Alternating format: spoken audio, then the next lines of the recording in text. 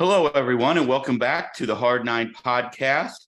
Today is thankfully May 1st, 2023. We can turn the page and eliminate, as if it never happened, April of 2023. Cardinals come into May 1, 10-19, second worst record in the National League on the heels of a 2-8 West Coast road trip. Not good. Yeah, unfortunately, you can't just act like it didn't happen because it did happen, and I think someone should have told the Cardinals that it counted as well.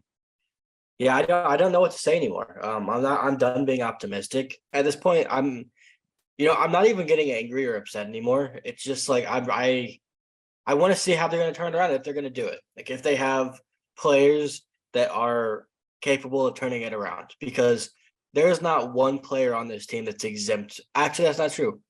Jordan Montgomery is the only player exempt from blame for why they are so bad right now. Him and Paul Goldschmidt, maybe those two. Everybody else, No, Gorman. no, he's been horrible the last 2 weeks. Well, last 10 days. He had a rough road He's trip. been horrible since Seattle. So, someone's got. I mean, they put you up in the 3-hole, and now you're going 0 for every night. So, as far as I'm concerned, it's Goldschmidt and it's Jordan Montgomery, and everybody else. Like, I don't know what's happening. Right. Nolan said in an interview with Derek, well, I guess to Derek Gould, we are playing not to make a mistake. That's pretty hard to win baseball, bro, when you're doing that. Fix you know it. that. Right. Well, I don't know that it's fixable, dude. I really don't. It is. I don't know. I don't know. Is it? Like, I don't know. Then don't we question? Then isn't Nolan Arenado supposed to be a leader on this team? Isn't Paul Goldschmidt supposed to be a leader on this team? Why is this not being fixed? Why is it not being addressed? I'm tired of seeing everything about Ali Marmol. You know as well as I do, baseball is a sport where you have to have leaders on the field. Ali Marmol can't do anything about this. He can't make the guys not play with a tight butthole all the time. They've got to do something about it. And the fact that it's taken this long, it took a 2-8 trip for me to even hear a word out of Nolan Arenado. Someone's got to step up and do something about this. And Nolan looks horrible. Like, I get that slumps happen, but as the superstar of a baseball team, you have to be able to be the one that gets them out of the slump. And he's sunk them further. So I get the slumps happen. Now is not the time to be in a 5 for 45 slump. It can't happen. It's inexcusable. Yeah. You can't do that.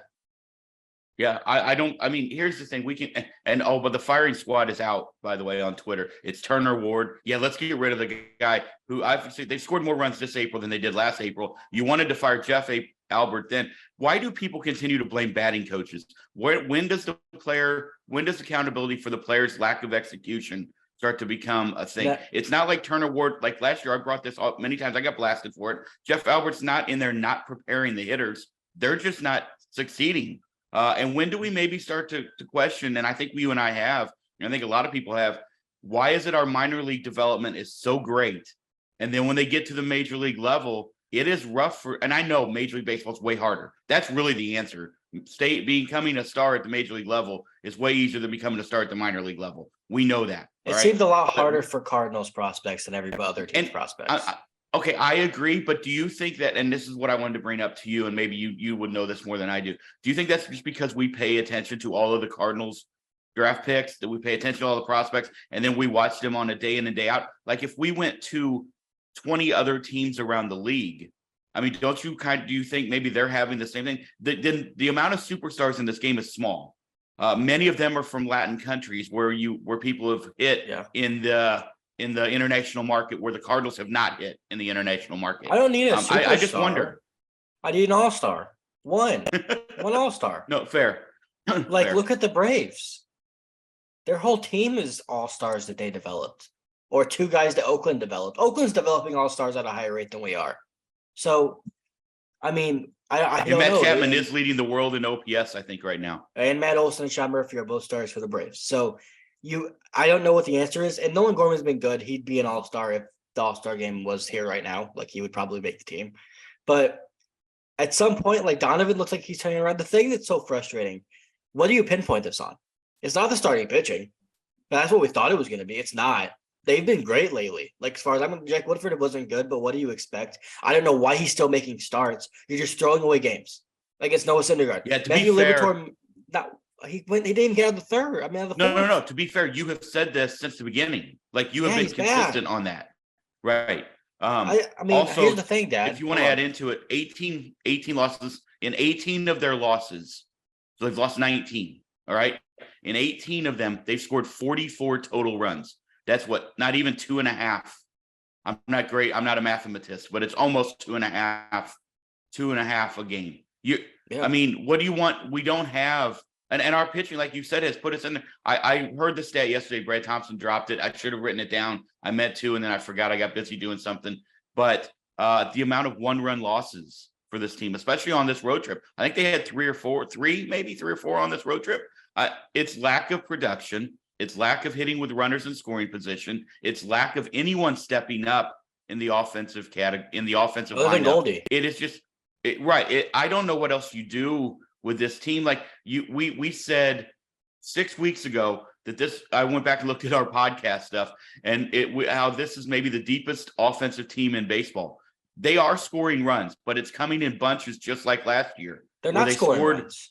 Well, no, what I'm saying is they've scored more this April than they did last April. That's all I'm saying. 40 more runs, almost a game a run. So almost a run a game. They scored 83 last April. I think they played less games, to be fair, but they scored like 120. Yeah, they started on the 7th. Right. That's why I said they played less games. So I understand that. So it's probably fairly comparable. 4.24. It was like 4.1 last. So not a lot. All right. Not a lot. But when they do score, we've seen it. They score 10, they score 9, they score 13, whatever it is. And then when they don't score, they don't score. I mean, Clayton Kershaw looked like 22-year-old Clayton Kershaw on Saturday night. Yeah, and let's get back to the one-run game, because normally that's, a sign that either you're getting really lucky if you're winning a lot of one-run games, or you're not getting very lucky if you're losing a lot of one-run games. Generally, it's not sustainable to lose a lot, to win a lot, because it's baseball. One ball doesn't drop, and one ball drops for you and you win. Sometimes that's luck. But it doesn't feel that way because they're not doing the things to win a baseball game. You lost by 1 run, but that's because you hung a slider to Blake Sable when you shouldn't have thrown him a slider. Sure, you lost by 1 run. That's because Tommy Edman made an error at shortstop. You would have won the game. So it's not like there's so many ways they're good at losing games. That's what they are right now. They're not good at trying to win games. They're good at losing games. Whether that's someone Drew Verhagen coming into the game yesterday and throwing a changeup over the batter's head, whether that's Tommy Edman making an error, whether that's Nolan Arenado going 0 for 4 every single fucking game, whether it's a base running mistake. Why are they not taking advantage of the base running rules? Everyone is running wild, and the Cardinals, who have a lot of speed, who are supposed to be this team that takes advantage, I'll give an inch, we'll take a mile type mindset, hasn't stolen any bases. Tommy Edman doesn't even steal. He's on first base all the time. Why is he not stealing second? He's batting 9th for you. I don't understand. They're not doing anything well, and that's from Ollie Marmol, that's from John Mozeliak, and it's all the way down to every single player, except for, like I said, Montgomery and Goldschmidt, because those two have done everything they can to try and win baseball games. Everybody else are contributing to losing. And even Jack Flaherty, he's been great, but you go out there, they give you a 2-run lead in the first, and you give it right back immediately. Right. Immediately. Yep. Which our pitchers seem to do quite often. In your home city, like, how do you give it back like that? How do you hang Mookie Betts a slider first at bat of the game that he destroys? Like, have some kind of balls, somebody, and go out there and perform. Like, you're big league players. I get they are too. But how is no one stepping up in a situation where you needed them to? Who knows how, if Jack goes up there and puts a 0 up in the first inning, how that changes not only the game, but the rest of the series. But no one is stepping up. So I don't understand it. You can't say jump out to a lead, because then we blow it. We jumped out to a lead yesterday. Jake Woodford blew it. You can't say we can't come back from behind. Well, that's true. We can't, but we can't do either. So what are you going to do? Like, if you can't hold a lead and you can't get a lead back, you're not going to win many games. Do you associate any of this with missing Yadi, Albert, and Waino? And really, let's say Yadi and Waino, because Albert was just here last year. So you can't really say he's been a stabilizer in that bullpen, or in that dugout, in that clubhouse. He hasn't been. But Yadi and Waino have been. Like, they have been the stabilizing forces. Do you think there's something to that everybody's like when Nolan comes out and says, we're playing not to make a mistake, do you think everybody's looking at the guy next to them to maybe step up, and there's nobody in there saying, listen here, fuckers, so we are better than this, we're not playing like it, sack up essentially and get out there and play ball? Do you think there's anything to that, or no? I don't know. I don't think I can answer that question. I'm not in there. I don't That's know. fair. That's fair. But like It's rhetorical, really. I get the question, and I mean, do I think Yadi was a great leader? Yes. So does that mean that I then have to think that there's a hole when he leaves? I guess so. Like, if you believe that Yadi had these intangibles on and off the field that very few people have, and that's why he's going to be in the Hall of Fame, then that means when he leaves, you also have to believe that there's a little bit of a void, right? Right. What do you buy into? And you and I have been big Wilson Contreras. We're happy he's here. We're big fans. We've continued to be big fans. I'm going to continue to be a big fan. I have a jersey. All right. You have a jersey. We love him. But what do you buy into? Do you consider this just fluky numbers, or is there something to the fact that in the 19 starts that he's caught, the Cardinals have almost a 4.5 ERA, and in the 10 starts that Kisner's caught, they have a 3.3 ERA. By the way, for all you people who want to get rid of Kisner, that's a pretty damn good backup catcher right there. With what he needs to do, he doesn't need to hit. It would be great. I'd love if he did a little bit more. Don't get me wrong, but this whole bring up Barrera, bring up whatever. No, that's why Andrew Kisner is there. There's a reason he has a spot on this team, and that's why. But do you buy anything into those numbers, or do you just see those as a very small sample size? It's fluky. What do you think? I just feel I don't know if it's fluky, but I feel like when I'm watching games when Wilson's behind the plate, sorry, I don't think that it's on him. Like, it's not like there are a couple times he's called pitches, I'll be honest, where I'm like, that was not the right pitch to call in that situation. But I would be lying if I was saying I didn't do that with Yadi over the last couple of years. We made some pitches where I was like, I don't think that was the right pitch to call in that situation. But most of the time when I see our starting pitchers fail or our relief pitchers fail, it's on the pitchers. Like, Matt's hung another 2-strike changeup or a curveball, so they have a home run. Like, I don't ever feel like, Wilson, like, that's not how I feel. I feel like the pitchers haven't been performing very well, and Wilson's caught the brunt of the games, and he caught most of the games early when they were really struggling, so that platooned his ERA. Valid. So that's how I feel. Like, he's worked well with Jack. I thought he's worked well with Jack when he's pitched to him. So I don't know. I would say I think it's a small sample, and to use that stats kind of cherry picking for other people that have been using it. But okay. I mean, we'll see if the trend continues, then we can talk about it. But at the end of the day, like, isn't it? It's also the pitching coach's job. It's also the manager's job to get Wilson and the pitchers on the same page to fix it if it is a problem. I don't know if it is, though. Let's talk about Ollie for just a minute, okay? Because you brought him up earlier, being part of a problem. I mean, you have to blame everyone at this point. I agree with you, right? Outside of, like you said, Goldie and Monty, I think you have to blame everyone. Couple head scratchers. All right. The Dylan Carlson at bat with Nolan Gorman sitting on the bench. Paul DeYoung hitting with Nolan Gorman sitting on the bench against a righty. Like it. Okay. Here's what I'm going to say.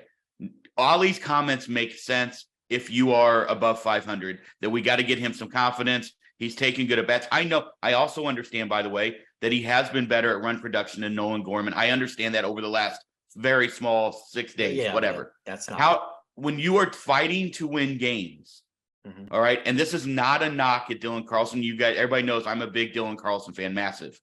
But it was a shocker to me that you have one of your top 2 hitters sitting on the bench for just that moment, literally just that moment, and you don't go to him. That is a problem, not just to me, but it's got to be a problem to the other guys. Maybe not. I'm not going to say that. I'm not in that clubhouse. I'm not going to say that. I hate that. Right. It probably isn't. You're right. And I know if Dylan comes up big, huge, but he didn't. And so just leaving him on there, the optics of that twice, Paul DeYoung can never have Paul DeYoung hitting over Nolan Gorman. Let's be fair. I don't care how hot he was. He's gone ice cold. Do what? The problem to me was the Paul DeYoung and Tyler O'Neill hitting over Gorman. Like in the inning before, because I believe it was Evan Phillips that was pitching. I could be wrong on that, but it was a righty that was slider heavy. So I felt like that was a good matchup for Gorman. Brusdar Graterol, not the greatest matchup for Gorman because he's got that 99-mile-per-hour turbo sinker. And I was okay with him leaving Carlson in there because at the end of the day, like he was playing great and he earned that opportunity. Like, if you were talking about someone earning an opportunity, he had saved them so many runs in that game that I just can't imagine saying, "Hey, thank you for helping us kick rocks." Like, I don't like that, especially when no one else is performing. Like, Nolan Gorman didn't perform the day before. I would have given that at bat to Dylan, but I would have given Tyler O'Neill. I mean, Nolan Gorman the at bat over O'Neill or DeYoung. DeYoung would have been my choice, or O'Neill. Like, you had two top opportunities to do it, and you just stood pat and didn't do it. That's the problem. But Carlson earned. I mean, you were talking about earning an opportunity. I thought Carlson earned that opportunity. He's been hitting better against Okay, righties that's lately. fair. As far as I'm concerned, Dylan Carlson's my everyday center fielder, and he's not coming out of the lineup. He's not at all. There's no reason. I think I agree with that. To be fair, I was at a concert down here. I was at the Andy Frasco show, so I was not watching the game. I was just trying to follow along a little bit on my phone, and then I followed along on Twitter, which I get the news. I just can't get the breakdown because none of it's ever really correct. Well, I get the thought, the move in that exact situation it would have been Nolan Gorman. Like that would have been the thing Right. that would have made the most sense. Do I have a ton of faith in Nolan Gorman hitting a 2-run home run against Brusdar Gratterall? Not really. Like not really. I honestly think there's a higher chance that Dylan Carlson gaps a double than Nolan Gorman hitting a home run there. So okay, it is let's what it talk is, a little. but Sorry. Let's talk a little bit about the roster construction here because I know this is kind of what we want to get into. Last week, obviously, they DFA Taylor Motter to create room for Paul DeJong on the roster, bring him up. Paulie D starts off hot. We're back to what Paul DeJong has been for the last couple of years. Now, we don't know if that's going to continue. I'm not going to blame him by any means when everyone else is struggling. However, Taylor Motter, then all of a sudden Jordan Walker sent down. We re-signed Taylor Motter, put him back on the 40-man. He's back here. Did he appear once in the 10 in the road on the road trip? So explain to me, okay, you already got the backup catcher. We've talked about that. Who Kiss has been playing a little bit more. Well, not a lot, but a little bit more. I think he played 2 games on the road trip, maybe three. Three, I guess. 3 or 4. Okay. You're playing with the MLB has given us a 26-man roster. We're playing with 25. All right. I'm not counting kids. What on a team that is desperate for offense?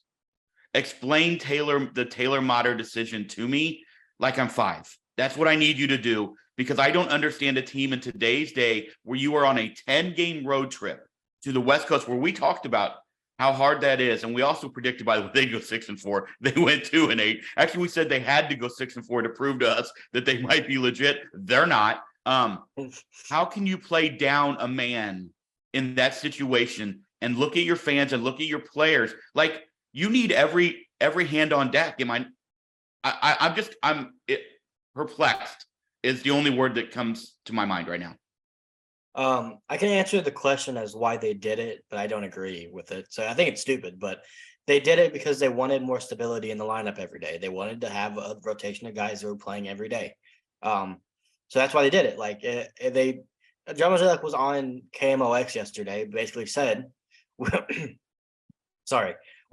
Motter knows his role. He's not going to go into the clubhouse and ask for more playing time. That's basically what he said. Okay. Like, what the fuck does that even mean? Like, why do I care? Hold on. Can we rewind just 10 seconds? I did not hear that interview. I do not have KMOX down here. Say it. I mean, I could get online, but on the line. But that's what he said. He was on Sports on a Sunday with Tom Ackerman, and that's what he said. Yeah. And it's just like, what the fuck are you talking about? Why do I give a single shit if Ollie's like you're making moves because you don't want guys asking for more playing time? So you want a guy that's knows he's so bad that he shouldn't be playing. Yeah, right. Why don't you just get a guy? I'd rather have Juan Yepez up here saying, "Give me at bats. I want to help the team win," than Taylor Motter eating the spread after the game and making funny faces in the dugout. Like I don't understand. It's okay. So let's take that to the next step, which is what you and I really kind of want to talk about, and that is we've got to start making some roster moves here on this team. Let me just give you two stats, I think, that might blow your mind a little bit. Okay. Well, it might not. Juan Yepez, we're big Juan fans on this show. Massive, right? The whole family. We're fans of the whole family on this show. Juan played 3 games while he was here. He had a 149 OPS plus. We sent him down. Let me give you the stat that blew my mind this week. Juan Yepez at AAA, 154 games. That's essentially a AAA season, right? I think they play right around 150 games, something like that. 150, 540 at bats, 38 doubles, 41 home runs, 126 RBIs, 282 batting average, and a 943 OPS. But we have a guy that doesn't want to play or doesn't want to ask for playing time over Juan Yepez, who, by the way, is raking along with Luke and Baker, who is absolutely destroying baseballs. And I understand. Yeah, they're young, whatever. Luke and Baker's 26. Juan Yepez is 25? They're not 20. These aren't 20-year-olds who need to develop at the AAA level. You have heard me say this forever. I want my best 25. I say that because the backup catcher, whatever, right? And honestly, Kisner is your best option. So I want the best 26 on my team every fucking day that we play. We are not doing that. We have an opportunity when you got a load of guys, Donovan, Carlson, and I'm with you on Carlson center field, but O'Neill, Burley is dropped a little bit.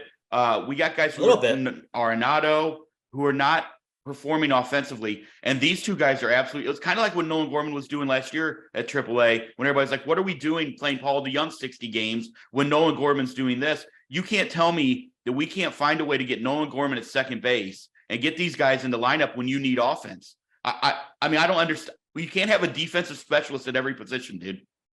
No, actually, I think they have the opposite most days now for some reason. This team is, I agree. Juan Yepez is a guy I'd call up, but the thing that's so frustrating to me is this team is so hypocritical with the way they've made, with not only the way they speak, but the way they've constructed a roster. How are you a hypocritical roster constructor? Like how do you say your defense is so valuable to you, and then you've put a team out there daily that's not good defensively? And then you have your best hitter that's not one of your better hitters that doesn't play good defense in the minor leagues. So why what's happening? Why is Tyler O'Neill not a good left fielder anymore? So I don't understand what's happening with this team. There's so many things. And yeah, I Juan Yepez would be up here tomorrow. Like that's what I would do. And I would send down somebody that would shock people. And I don't care who it is. But it's someone, maybe they don't even deserve it. I don't really give a shit. But it's someone that sends a message to the clubhouse, hey, like this guy just got sent down. It's time to fucking go. Like this is not, you can't play like this anymore. Whether that's Tommy Edman, whether it's Tyler O'Neill, I don't give a fuck. Send one of them down. Okay, why you can't. I don't know if you send O'Neill down. I think you can. But I understand what you're saying. But they've done that twice, dude. They sent Juan down when he didn't deserve it, really, and they sent Jordan Walker down. They've already done it. Send someone down where people are like, what? Where's Tommy? And I'm not saying Tommy exactly. Like Tommy should probably not be the one to go. So not Tommy. Poor Tommy just took a massive ricochet shot. He's been very good, by the way. No, he hasn't. He's cost us 2 games defensively. Okay, I understand. Well, here's why. That goes back to your defensive thing. Hold on. We knew coming in who our best center fielder was. For the first 15 games, we didn't play him in center field. Now we know who our best shortstop is, maybe the best defensive shortstop in the game. One of them, obviously. He's playing second base so that we can get Paul DeJong in the lineup. We're back to that, dude. That's the problem. I mean, yeah, Tommy's making errors out of position that on plays he should make. Do not get me wrong. I'm not making an excuse for him there. No, agreed. I agree with you. However, that's twice. I mean, why not? We might as well put Contreras in center field. Like, let's just get everybody out of position. Tommy was a Gold Glove second baseman. That just doesn't make any sense. But I wasn't making an excuse for him. I want to reiterate. Tommy's not the one I'd send down. I don't know who, but I mean it though. Like someone that would like Brendan Donovan. I don't know, and he's been good lately too. The problem is everyone's like mediocre enough to where I'm like, okay, well they're not worse than the other people. Like I don't know what you do at this point. Like Nolan Gorman's been good. Goldie's been good. That's it. Newbar, he's been really good too. Those 3. Everyone else, it's like who's gonna step up? Why is Nolan Arenado so bad? So like he's so bad. And I'm sorry to harp on it, but if you're losing and the team's not going anywhere without him. So if you want to look at a reason why they're 9 games under, if he was performing like he normally does, they probably would be maybe 4 games under. I know they want to be 9. How many big situations has he come up in and looked horrible? He's taken one-handed swing. He's taken like check swings that are pop outs.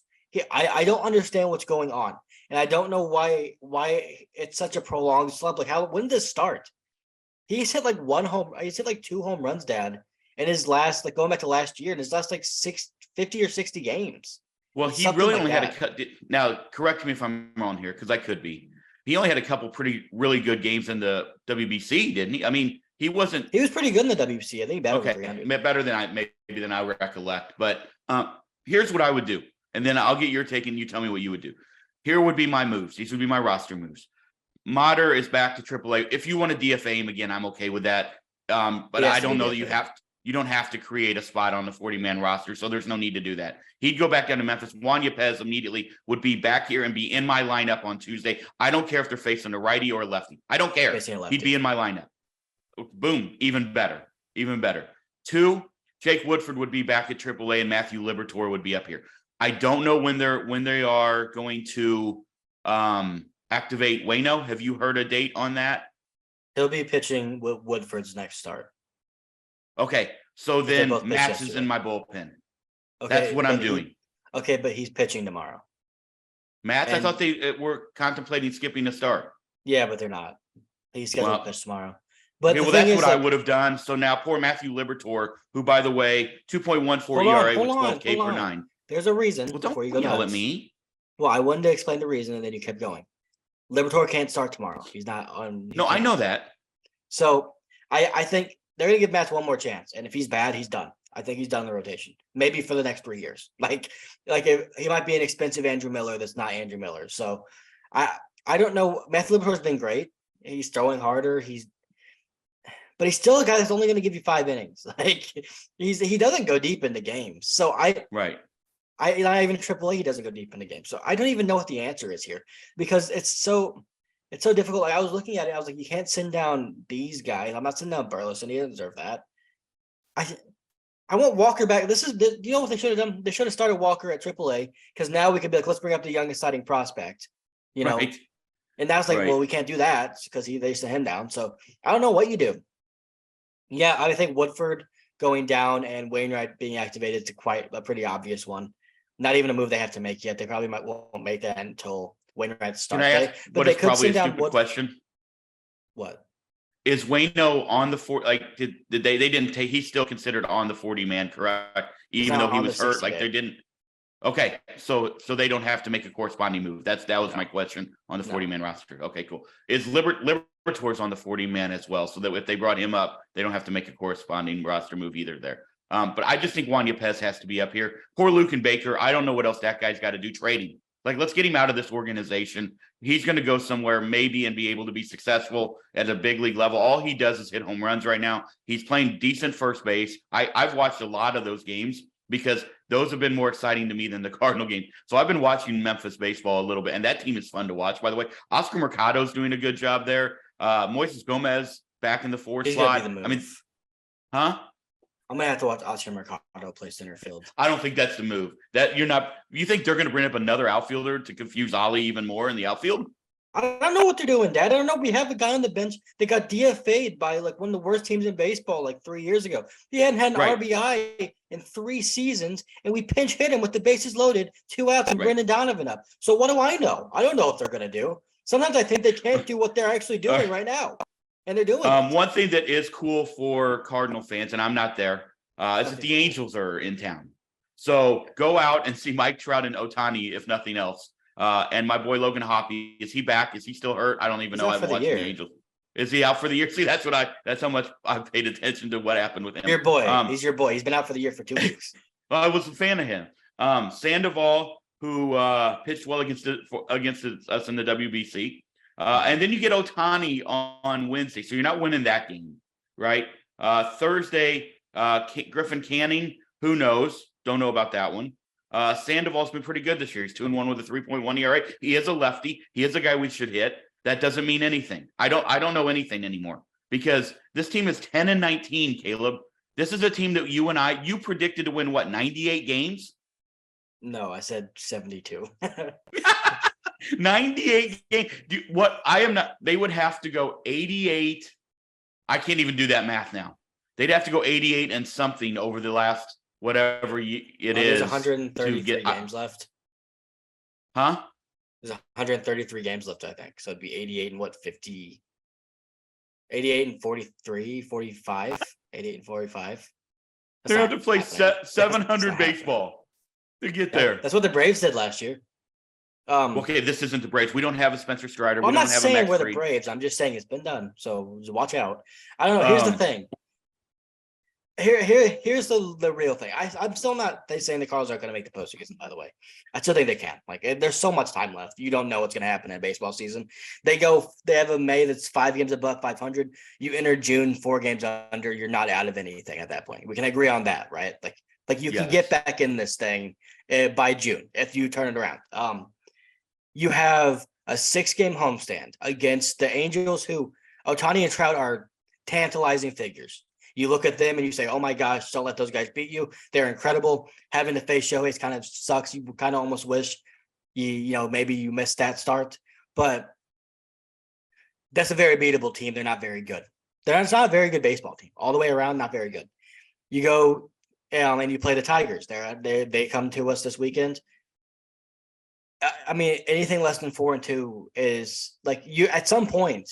I'm not saying they're gonna go 4-2 because as of right now, I would predict they might go 1-5. I don't know what they're gonna do, but at some point you're going to have to turn around, and it's not going to be. It can't be a gradual. Oh, we're 500 in our last 10 instead of 200. Okay, it's got to be okay. We're winning baseball games in a row now. That this team hasn't won 3 games in a row all year. This game hasn't won 2 games in a row since Colorado. 2 in a row? How? How does that happen? Just for our fans watching that don't watch West Coast baseball, which we talk about quite a bit. Really, you've got they got 4 guys in their lineup that you watch out for. Obviously, Trout and Ohtani lead them. They do hit home runs. Hunter Renfroe having a very good year. Looks just like Mike Trout. If they stand by each other, you might not know who is who. And then Brandon Drury off to a really good start, as well as far as in the power department. So, those are the 4 guys that can beat you. Do what? So Brandon Drury, how frightening. I mean, 743 OPS and 7 home runs. Yeah, but he was horrible, and then he went 5 for 5 in a game. I would love for one of our guys to go. What are you talking Goldie about? was 4 for 5 with Brandon 2 home Drury runs would and be we hitting lost. 3rd on our team. No, he wouldn't. That's like he's the OPS everyone else on our team has. Okay. You didn't even mention Anthony Rendon. He hasn't been good. He does have 12 RBIs. He got the money and ran, I think, but he slapped a fan once. That was fun. But I don't know what we're. I mean, Ohtani and Trout are 2 of the best players ever. To be quite honest about it, right. What Shohei Ohtani's doing right now is almost unimaginable. He's great. He's like a cartoon character. He's amazing. So we're gonna lose the second game of the year, the series. So sweep's not gonna happen. I don't even want to predict because I don't know what to predict because I still look at this and I say the Cardinals should win this series. They should be able to beat Griffin Canning with Jack throwing on the 3rd game of the year series. The thing that sucks is that they should have thrown Steven Matz against Shohei and said, you know what, loss. That we're losing that one. Let's throw Michaelis against Patrick Sandoval because we have a fucking chance. But Steven Matz, throw him to the Wolves. He gets Ohtani, and if we somehow win, great. But we're probably going to lose anyway. So let's just get Steven. Can we talk about Steven Matz? Because I don't think we've talked about him at all. Yeah, well, hold on. We have because I picked him to be the guy who would be a bounce back year.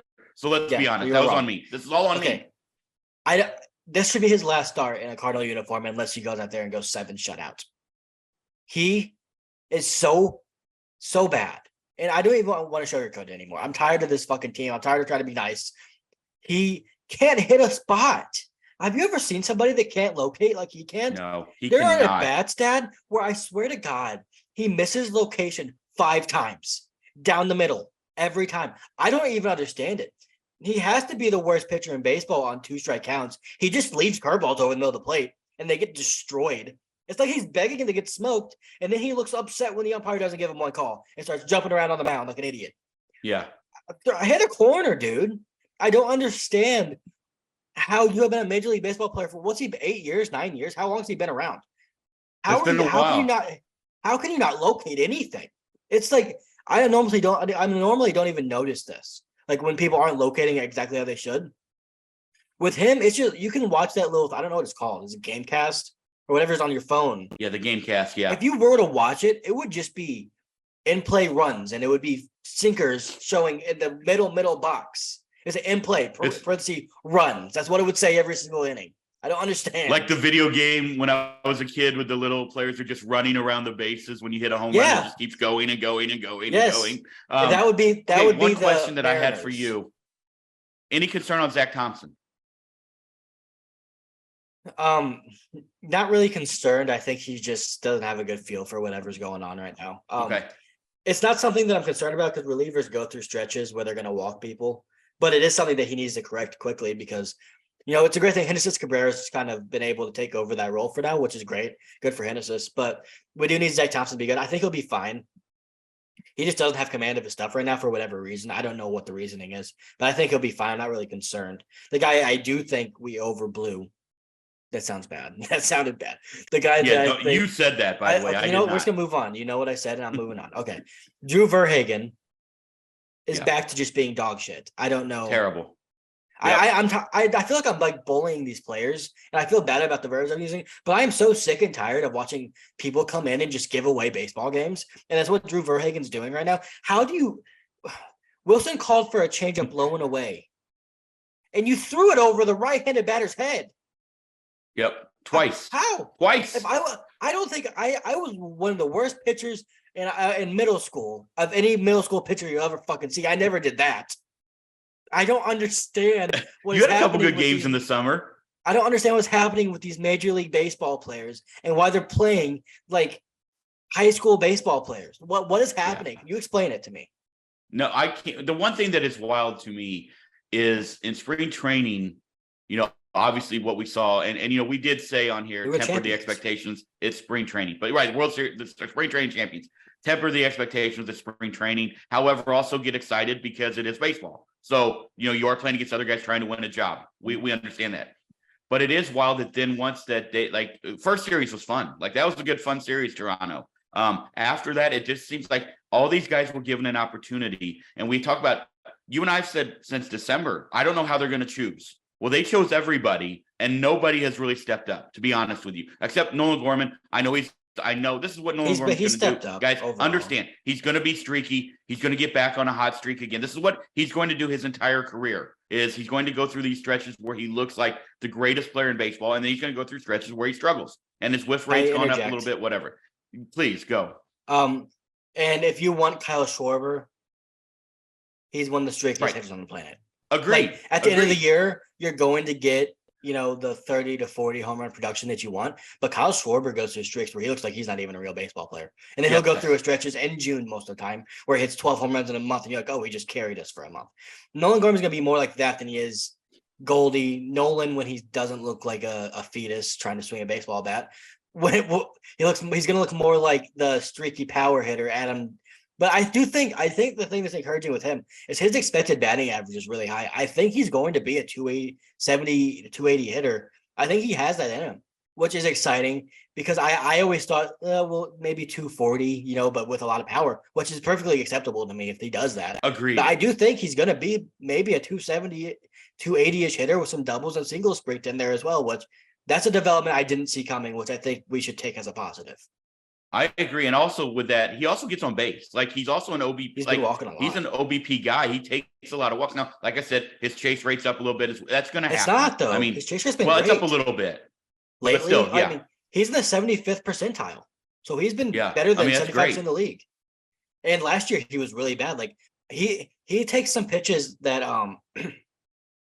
he has a lot of bad strikes called on him too, by the way, that would be add to his help his chase rate. But he's been taking some really, really good pitches, even now, which is like he took 2 walks against Dustin May while struggling. Like if you're going to be able to get on base while struggling, that's a good sign. That's what we talked about with Jordan Walker is he doesn't have the walking to fall back on. He doesn't have the defense to fall back on when he's struggling. It's, hey, you better be hitting or you're really providing no value. You're providing kind of negative value. Nolan Gorman, he's found a way to fix his walk issue. And even when he's not seeing the ball well or swinging well or whatever it is, he's still providing value by getting on base, especially the 3-hole in front of Nolan Arenado. So he's made some big strides this year, and it looks like it's sustainable so far, at least. Yeah. Oh, so we're not making predictions, is what we're saying. We can. Can Juan Yepez be on the team by the end of today? No, it'll be before the game tomorrow if anything happens that we find out. Okay. He might be on the way right now. Here's my prediction. Cardinals go 1-2 in the series against the Angels. Call it, Caleb. Call the sweep again. Like you did against the Dodgers. Do it. Can you? I was trying to ride a high. What high? They won one game in Frisco against a terrible baseball team. They didn't give me getaway day hope this time, so I'm not as excited about this series. It is also one thing that we hold on before you make your prediction. We have not mentioned this. They have yet to win a series opener all fucking year. Mm-hmm. Not one. Yeah, I don't really even. They've won one series. Is that right? No, they've won 2.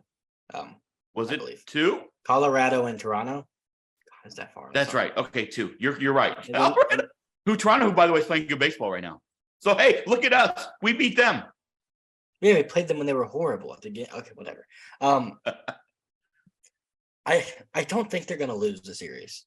I don't. I think the Angels suck more than we do. The Angels suck, Dad. We're not playing a good team here. If you were telling me the Atlanta Braves were coming in today, I would say they're losing 3 and they might cry on the field or something. I don't know. But yeah, I'm gonna mix it up. I'm gonna The say Angels have a 3. winning record, bro. I don't give a fuck. They're gonna suck and they always suck. Let me talk. I'm gonna predict that they're going to lose the series. Not because I believe it, but because I need to switch something up here. And I'm gonna do my reverse psychology. So they're getting swept. They're getting swept. And Shohei Ohtani is gonna like drag his nuts all across the arch on his way out. I don't know. He might. He might. What can embarrass this city? What can it be? Because the Blues stink. The Battlehawks didn't make the XFL playoffs. Some team with a losing record made it over them, and they were like 6-2. I don't know how that happens. The Rock have fixed that. And then you've got the Cardinals suck. What do we have? We have a soccer team. I mean, no offense to them. I'm not invested yet. They've been here for 2 days. So I don't know. The state of St. Louis is going through it. Like our fandom this year has been really bad. We had to watch Andy Dalton as our quarterback. Zion Williamson doesn't play. Yeah. The Blues stink. We trade away my whole childhood. Carolina didn't make the tournament. We traded away my whole childhood, Dad. Vladdy and Ryan O'Reilly gone. And now the Cardinals, who knows? Is Goldie going to be a Pittsburgh Pirate by August? I don't know. We'll find out. I'm over it. And also here's the thing with the Angels. You can say they suck. They are 15-14, and will have the 2 best players on the field at all times in this series. So that's a fact. Like, I think if the Cardinals eke out a win, I'll be happy. No, you can't be happy, Dad. Even if they do that, it might exceed your expectations, but still you can't be happy because at some point they're going to have to turn this fucking thing around. And it starts with Nolan Arenado. If he comes out and he lays a dud and he's 2 for 12 with no extra base hits, the guy hasn't hit an extra base hit since I was like 14, I think. I don't know what's happening. If he goes out there and lays another dud, like at some point, dude, you're going to have to step up. It's the calendar's turned to May. As Justin Timberlake would say, he can't say anymore. It is May now. I don't understand why this team is so bad. I don't understand. Now, Nolan did have a terrible May last year. So let's hope that maybe it's reverse. Let's hope. I'm sure the calendar's going to turn. There's one more thing I want to get to that I think we have to obviously talk about, and that's the passing of Mike Shannon. I think. Like, just to give you a little bit, I mean, you grew up listening to him as far as the TV goes, and then the radio as far as that goes. I was lucky enough. I think I was 5. My parents owned a restaurant in a little town called Bunker Hill, Illinois, and one of the vendors gave me this transistor radio, and it looked like a cheeseburger. Like, he wrapped it up and handed it to me. I thought I was getting a cheeseburger. I was kind of pissed that it was a radio, but turns out, like for me, as in my youth, every night when I'd take a bath to get ready for bed, I'd take that radio in and listen to Mike Shannon and Jack Buck. Like, that was my nightly thing. I'd fall asleep to their voices. I literally grew up for however long listening to those 2 guys. I was lucky enough to meet Mike Shannon once at Shannon's restaurant, just shook his hand, told him I was a fan. He was incredibly nice to me. Like, I think he was incredibly nice to every human he ever met. To lose another legend in St. Louis broadcast history, another voice from my youth, was really a rough day yesterday. And like, there's not enough to be said about him. Local St. Louis legend, CBC, goes to Mizzou. Mizzou's football coach says, had he not gone to play with the Cardinals, probably would have won a Heisman at Mizzou. Wins 2 World Series championships, only plays for the Cardinals, then gets hired on as the voice of the Cardinals. What a fucking dream, and what a life, and what a career, and what a guy. Yeah, I mean, he was awesome. I mean, he's all I ever knew on Cardinal radio whenever I'd listen to it because I wasn't watching the game. It's obviously incredibly sad, but he lived a great life. I saw a picture of the team he was with Red Shane-Dings. It was him, it was Kurt Flood, it was Bob Gibson, it was McCarver maybe would have been on that team. Yeah, McCarver was on that team. There's so many. I mean, He's like the ultimate Cardinal legend. Like he's not the best player to ever play for the Cardinals. He's probably the best radio announcer. He's up there with Jack Buck, so I wouldn't say he's the best or anything. Harry Carey, Tim McCarver. Look at that. Like we've lost 2 in the last couple months. Yeah, but he's done everything you could want to do in a Cardinal uniform, honestly, or in a Cardinal organization. So it is obviously incredibly sad, but it was kind of cool to get on Twitter and see all the stuff going around of like all the appreciation for him, but also all of the great moments he had and great calls he had. Like my favorite, obviously, is when Kerry Wood knocked down Albert Pujols, and then the next pitch, Albert Pujols hits a home run, and he has that iconic call. But yeah, it's obviously incredibly sad. And Cardinal Nation. Something essentially like take that big boy or something like that. Or I don't remember. Take it right on that knockdown pitch. Yeah, I love when he would always call Albert big boy. That was always my favorite. Like I love that. Yeah, like I said, since I was like 5, I've been listening to Mike Shannon, and it was every summer night with Mike Shannon, Jack Buck for me. So that was a sad day yesterday. Absolute legend, Cardinal Hall of Famer. Mr. St. Louis. I think he lived in Glen Carbon or Edwardsville. He lived over in that area. I know that one of the guys I played high school ball with dated his daughter for a while, I think when they were in college. And you say he'd go over there, and at like 9 a.m., he'd be heading out to the lake with like a fishing pole and like a 6-pack of beer, and just like was like awesome to everybody to be over there. So sad day for the Cardinals. Also kind of fucked up that the Cardinals didn't win yesterday for that. Like you would think maybe let's get a little more inspired. Put that on them, though. Don't put that on them. That's not how that works, I don't think. Here, all right. Well, I don't know how to transition from that because it's difficult to do, and we're about to get out. Well, I think there's only one transition, and that's how we get out of here. Hold on. Yeah, I wasn't done talking. It's a tough transition, but I think we need to make it because we didn't pick a player of the series. Oh, I will. Juan Yepez. Okay.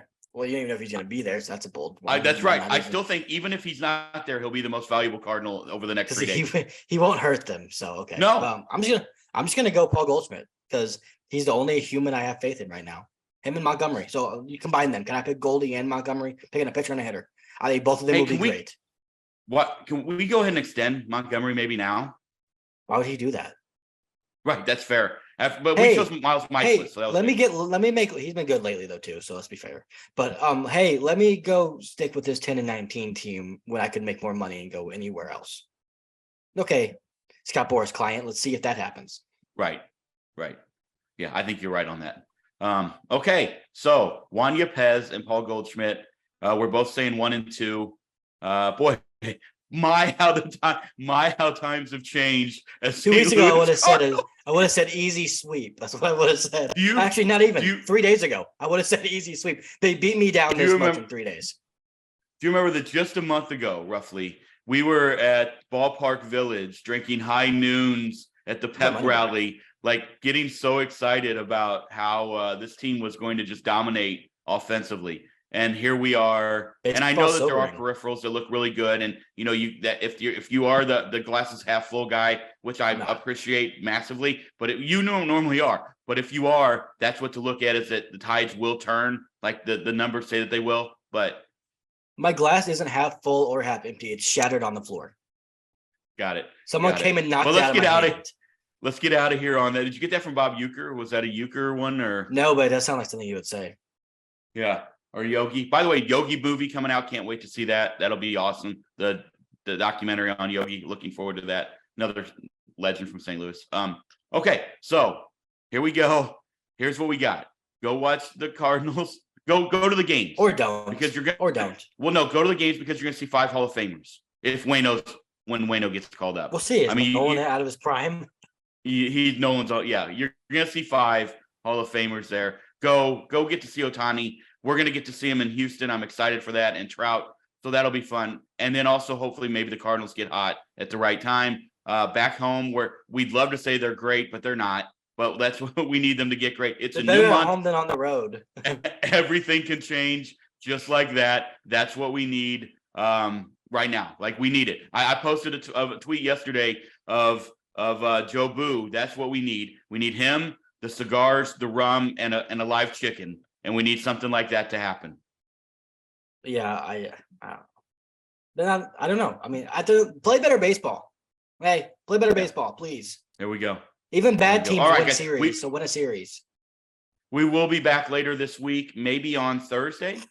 We'll see. It's got Jazz I'll Fest keep going on. thinking We're now. going to a lot of concerts down here. It's awesome. This place is electric right now. Everybody's in town. It feels like it's been pretty cool down here to see everything. So we'll be hitting some Jazz Fest shows and some after shows this week, but we will get in there because we got to talk about the Tigers coming to town. Tigers might be worse than the Cardinals. Maybe not. I don't know. We'll see. Are they? Listen, Who knows? everybody, We'll see. get out, see some Cardinal baseball. Go watch Otani. Go watch Trout. Go watch Nato get hot this week. That's what we need to happen. And then hopefully when we come back and talk to you, we were both wrong on our predictions. Not that they went 0-3, but that maybe they did take that sweep that Caleb usually predicts. Everybody have an awesome next few days. We will talk to you soon. Go Cards.